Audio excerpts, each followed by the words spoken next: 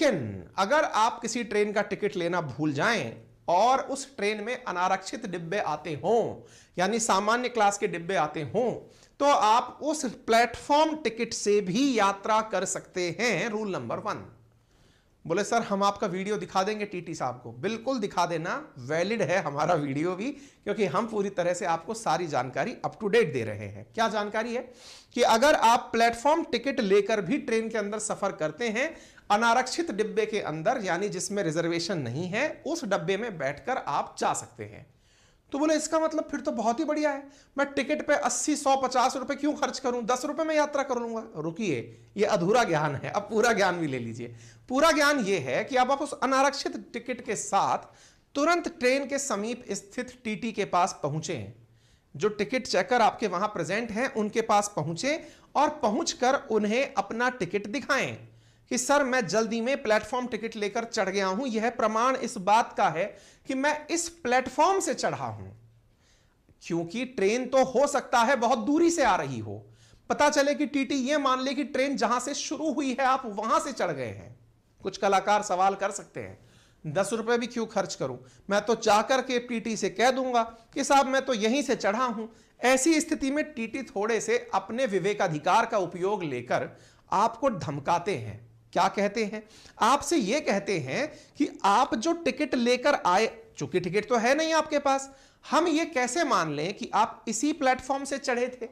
अब चूंकि ये मानने का अधिकार आपके पास केवल कहने के अलावा कुछ नहीं है, आप तरह तरह के प्रमाण देंगे, लेकिन टीटी ये कहेगा कि ये ट्रेन अभी से 10 घंटे पहले जिस स्टेशन से चली थी, मैं तो वहां से डिस्टेंस कैलकुलेट करके आप पर जुर्माना लगाऊंगा, मतलब टिकट लगाऊंगा, साथ में जुर्माने के रूप में आपके ऊपर 250 रुपए मिनिमम लगाऊंगा। इस प्रकार की बहसबाजी से बचने के लिए यदि आप प्लेटफॉर्म टिकट लेकर चलते हैं तो आप यकीन मानिए आपको क्या देना होगा, अब मैं वो बताता हूं। आप प्लेटफॉर्म टिकट लेकर अगर एंट्री किए हैं, अनारक्षित डिब्बे में है, तो आपको केवल डिस्टेंस की यात्रा भर का किराया देना होगा, कोई पेनल्टी नहीं देनी होगी। अर्थात वो 250 रुपए का झमेला भी नहीं है।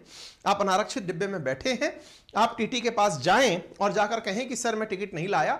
आजकल टीटीओ के पास में एक मशीन दे दी गई है, वो वहीं से निकालकर आपको टिकट दे सकते हैं। ठीक है, दैट मींस आपने केवल डिफरेंस अमाउंट पे करके अपनी सीट प्राप्त कर ली। जरूरी नहीं है कि आपको अनारक्षित डिब्बे में सीट मिल जाए, लेकिन आप ट्रैवल करने के भागीदार हो जाएंगे। क्लियर? तो पनिशमेंट से बचने का सबसे आसान तरीका, प्लेटफॉर्म टिकट लें, अनारक्षित डिब्बे में बैठें, टीटी देखते ही उससे जाकर मिलें और उनसे कहें कि प्लीज डिफरेंस अमाउंट क्रिएट कर दीजिए, मैं अपनी यात्रा पूरी कर लूंगा। क्लियर हो गया सर? लेकिन मान लो कोइंसिडेंशियली मैं टिकट ले जाना ही भूल गया, मैं जल्दबाजी में टिकट नहीं ले जा पाया, तो क्या करूं? चलिए, ऐसी स्थिति में भी टीटी आपको ट्रेन से धक्का मारकर नहीं निकाल सकते, यह पहले जान लीजिए। अरे सर अगर ऐसा हो गया तो हम क्या करें? आज के सेशन में हम वो भी बताएंगे कि आप टीटी की शिकायत भी कहां कर सकते हैं। अरे सर कोई सुनता है क्या?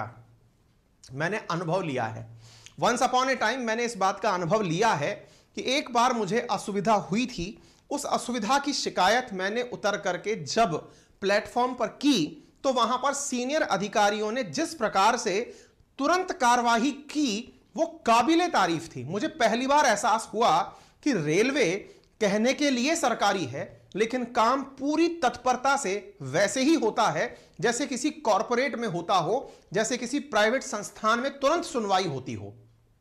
रेलवे की कार्यशैली को देखकर मैं उस दिन अचरज कर गया कि मेरी शिकायत पर उन्होंने इतना तत्परता से काम किया कि वो अपने आप में मेरे लिए एक मिसाल और मेरे सामने इमेज मेकिंग बन गया।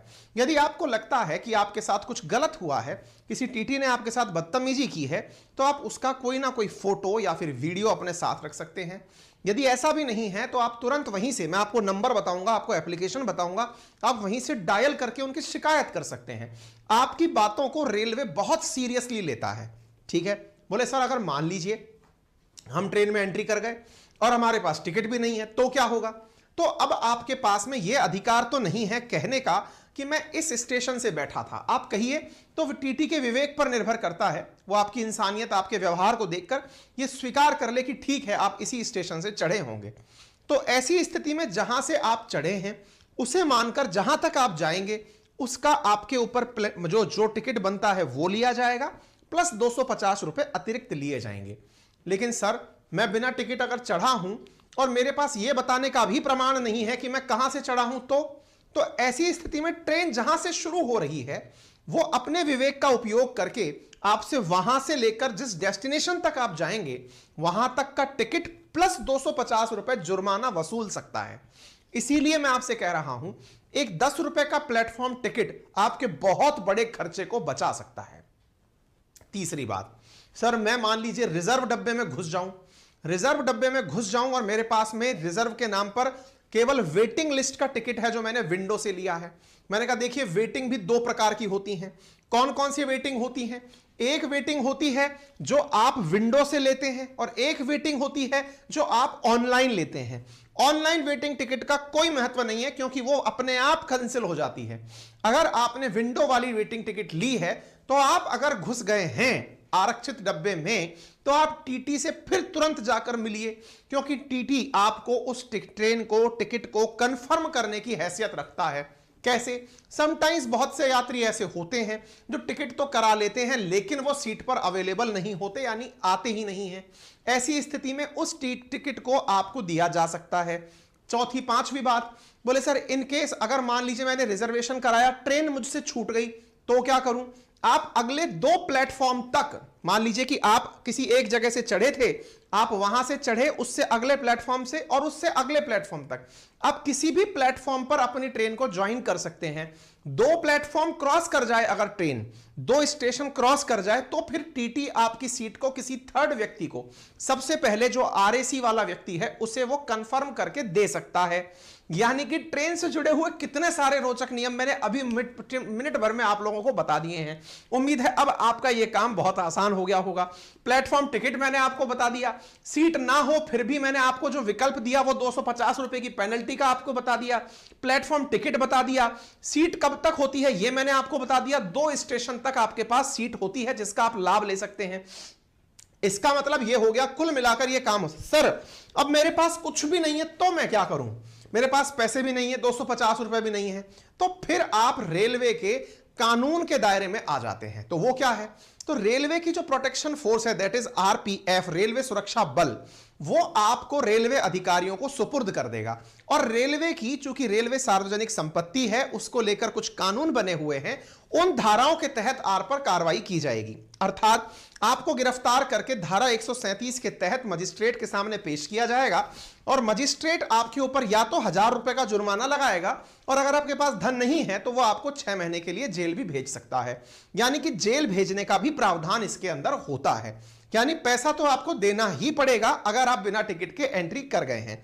याद रखिएगा, नशे में ट्रेन में यात्रा करना, विशेष रूप से ट्रेन में शराब पीना एक गंभीर मामला है जिसमें टीटी आपको पुलिस फोर्स की मदद से ट्रेन से उतार सकता है, 500 रुपए का पेनल्टी लगा सकता है, 6 महीने की कैद करने के लिए भी पुलिस फोर्स को बोल सकता है। ऐसी स्थिति में कृपया करके शराब पीकर यात्रा ना करें। मान लो टीटी जबरदस्ती मुझसे घूस न मांग रहा है तो क्या करें?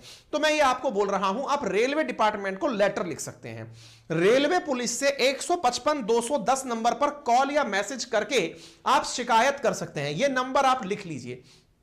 तीसरा, इंडियन रेलवे के पोर्टल पर भी शिकायत कर सकते हैं। गूगल प्ले स्टोर से इंडियन रेलवे का ऐप डाउनलोड कर उस पर भी शिकायत दर्ज कर सकते हैं। तो ऐसी स्थिति में टीटी की बदसलूकी पर शिकायत का प्रावधान है। अगर मान लो टीटी जो है मुझे कूट पीट दे तो क्या करें? तो ऐसी स्थिति में आप टिकट की उसकी वीडियो बनाकर शिकायत कर सकते हैं।